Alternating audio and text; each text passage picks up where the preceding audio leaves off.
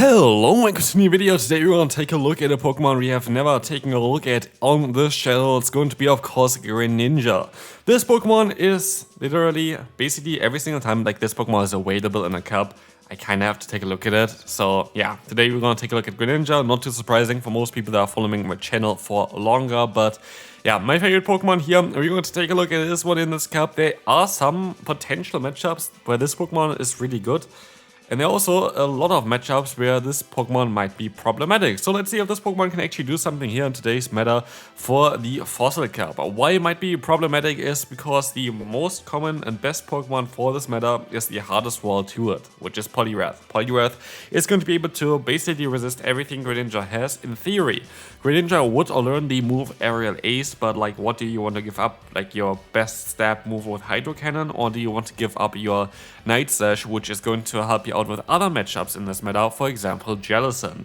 So it is a little bit of a tough choice. I could actually see that the Aerial Ace might be a little bit better than Night Slash, but then again, Aerial Ace is such a garbage move, other than of course against the Poliwrath, that most of the time, if not, there is like basically a double difference in terms of like Poliwrath, where Hydro Cannon is resisted and the Aerial Ace is super effective. I'm fairly certain that all the time the Hydro Cannon is actually going to be better with just like a single difference. For example, you go up against a Water type Pokemon, I'm fairly certain that the Hydro Cannon does more damage than the Aerial Ace, even though they are, one is resistant and the other one isn't. Anyway, here first battle already, we're going to see the power of Greninja being able to destroy both Sandslash as well as that Jellicent here, which is a very decent core in this meta, but it doesn't matter. If Greninja is going to be available, we can knock them out here, and this is going to be it for this one. Next opponent coming up, we want to encounter quite a decent lead, and also kind of maybe lets me talk a little bit about this team. And also, this happened to me quite often, and I don't really know why. People are just YOLOing around as Cavalier. Like, this could have been easily a drill run, completely destroying your Lantern.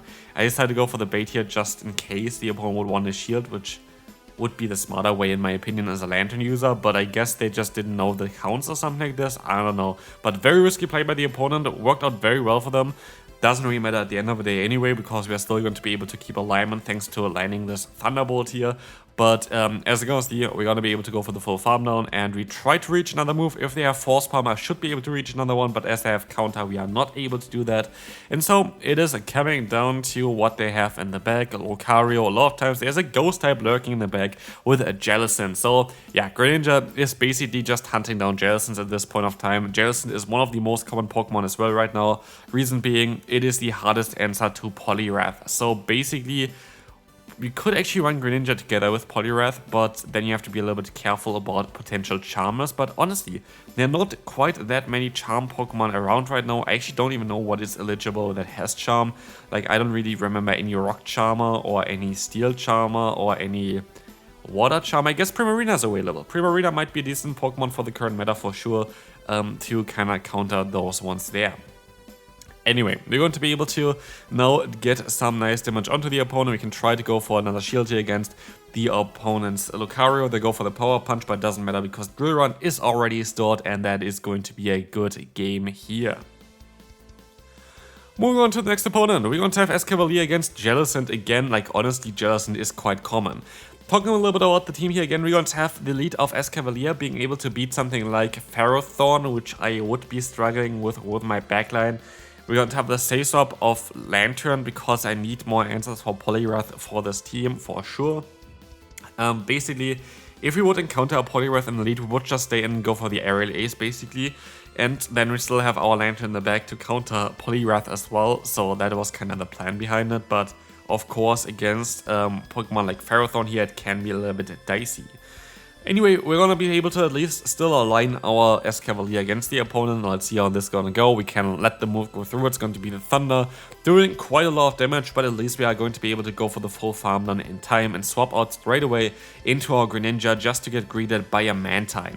We could go straight for the Night Slash, but I kind of want to align my fast move perfectly, which is maybe kind of important in this matchup because I kinda have to hope for a boost. I kinda have to do everything perfect here in order to still have a chance of winning this one. Of course, we had the worst possible lead for this team, and we kinda got walled afterwards as well. So it is a little bit of a trickier one. Let's see what we can do here. We can still go for the Night Slash. Do we get the boost here? We do actually get the boost, and this can actually change up quite a bit.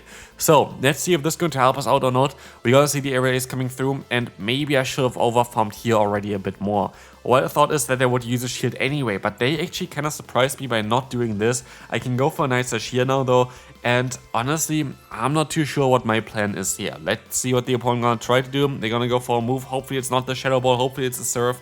It is going to be the Surf, and this is going to give me some play, because now I could try to catch a move here, and I cannot catch the move, and so this game is going to be a little bit closer now. I have to hope that they somehow go for a charge move quite fast. This should put them now into Night Slash range for Greninja, so even this did not really work out too well. We still have a little bit of a chance here now, but sadly they have too much energy and they're going to be able to win this battle with the Jellicent.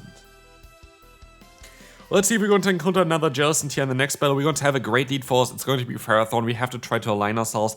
It's going to be Kingdra swapping, and that is quite an interesting Pokemon. We can go ahead and go for the Aerial Ace against this Pokemon here for sure, trying to get them a little bit lower, get the shield actually from them, and now it depends on if they're going to get the debuff or not. If they get the debuff, we have to swap out into our Lantern.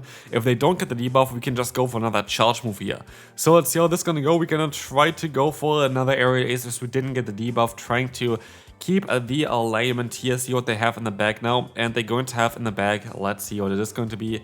It's going to be that. It's not a Jellicent this time around, it's going to be a Mantine. Allowing us to go into our Greninja is going to be quite nice. I can let the move go through. Here's the thing, they're going to go into their Ferrothorn anyway, trying to align themselves here, but they don't know that they have the hardest answer to Mantine in the back, and with this game is kind of over. As long as the opponent doesn't go for a full farm down here and somehow gets it done, we should be kind of fine, because as you're going to see here, Night Slash is going to put them into range where another Night Slash might even knock them out, but the opponent goes for a charge move here, which is a lovely force, because like this game is over. Like, they were kind of trying to rely on that Mantine here, which is smart, but it doesn't help them, because we still have the hardest answer in the back. If they want to use a shield, have fun with it, they do not, and we can swap out straight away and win this battle. Next opponent coming through, we're going to have the Jellicent here against us in the lead. This is going to be quite a neutral matchup, as we're going to still have access to Aerial Ace. We could swap out eventually. Here's the thing, it really depends on what kind of moveset the opponent has. If it's going to be, like usually it's always going to be Aerial Ace in the current meta, but if it's going to be the Exeter, our Greninja is not going to have a great time. If it's going to be Liquidation, our lead doesn't have a great time. And here I make a stupid mistake. Why did I decide to go ahead and go into my Greninja here? Like, I have a Lantern floating around. Like, why did I do this? I literally didn't think about this here. I guess Lantern would have made so much more sense, especially knowing the charge moveset being Aerial Ace and Liquidation. Like, the opponent had a zero play against us, would have been forced to swap out anyway then, and we would have had a way better time. But now I'm going to be forced to try to catch a move here onto our Lantern to have at least a chance here in this battle. But this is not looking good, and it's not looking good because I completely misplayed this one. In comes the Registeel, which would have been fine for both of our Pokemon. Like, this would have not been an issue whatsoever if I just played it a little bit better, but we have to see what's going to be in the back. Maybe it's going to be a Ferrothorn or something here anyway, then it would have not mattered after losing the lead like this. Oh, also, he has PvPoke, Poke, that's kind of great. Yeah, I'm always kind of course, building a team on PvPoke. Poke. Poke, best website around for Pokemon Go PvP. Like, honestly, if you think about it, PvP would not be even close to where it is right now without PvPoke. Poke. Best website around. Always link in the description to the website as well if you don't know it yet. For sure, something you have to try out for yourself, and it is a Ferrothorn in the back, so it did not matter. Next opponent, a great lead for us. Let's see what they're gonna swap into. They're gonna swap out into the Jellicent, allowing us to wall them with the Greninja. Greninja is especially good here because as soon as they're gonna get out of this matchup, even against the Sandslash, we're going to have a lot of play as we have access to the Hydro Cannons. We're going to be able to resist guaranteed the fast move of the opponent no matter which one they're running. And so we are going to be in a lovely spot here as we have even 2 Night Slashes stored. So if they want to use a shield here, they still have to use another shield afterwards. But they don't, and that is fine as we're going to still have a ton of energy here. They're going to go back into the Sandslash, allowing us to go for the Hydro Cannon straight away, giving us even more of an edge. As the opponent lets the move go through, we can try to reach another Night Slash here to force a shield or the knockout. Let's see what we're gonna get. We're gonna get the shield from the opponent. I can swap out and actually knock out the opponent's Sandslash as well. We saw already the counter sneaking through, allowing us to get the guaranteed knockout afterwards. And it's down to a Mantine in the bag. Poor thing here has nowhere to go. We have still the Lantern in the bag. this is game over. It is just basically a waiting game until they knock me out, until I get them lower. This game is guaranteed over. Spark Lantern is going to be able to take care of that Mantine. I kinda don't want to prolong it any longer here as well, as I can just go straight into the Lantern and the opponent knows this game is over. Next opponent coming through, we're going to have a Katana on lead. A lovely lead for us. Let's see what we can do with this. We're going to see the swap out into the Lantern. We can try to go for the bait again here with the Aerial Ace. Hopefully this time around the opponent is going to decide to use a shield here onto that potential drill run. But they don't do it again. I'm like, why are they not doing this? Like, what?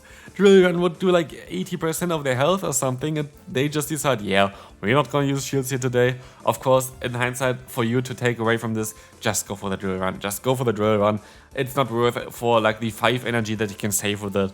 It is not worth it. Anyway, you're going to see here that the opponent's still going to be able to get Thunderbolt off, but it doesn't matter because we can align ourselves. And alignment is key here now because we have to get our Escavalier against that Katana. If we don't get this done, we are gonna be screwed. But as you're gonna see here, we can wait out a little bit. The switch clock should be up at this point already, and so we see what they're going to have in the back is going to be that Mantine. This game is not over yet. This is going to be quite a close game actually. As we are forced to let the first move go through, it's going to be the Aerial Ace. I am not too sure who's going to win this one, and I'm not lying with that one. I definitely have no idea who's going to be able to come on top on this one. We're gonna be able to go for a Night Slash.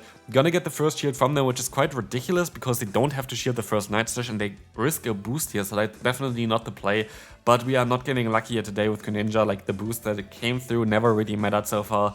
But Aerial Ace is coming through from the opponent again. Night Slash is gonna be charged against the opponent, and we're kind of getting a little bit low here, which means that they might want to try to catch me off guard with that Katana, which they're going to be able to do. But what we can do now is we can go for the full farm down, getting a ton of energy, and thanks to Aerial Ace being quite a cheap move now, we're actually going to be able to go up to 2 of them, and this is going to be game. Aerial Ace is going to be able to make short progress here of the opponent's Mantine. This is going to be able to take them down, and we can move on to the second to last battle for today.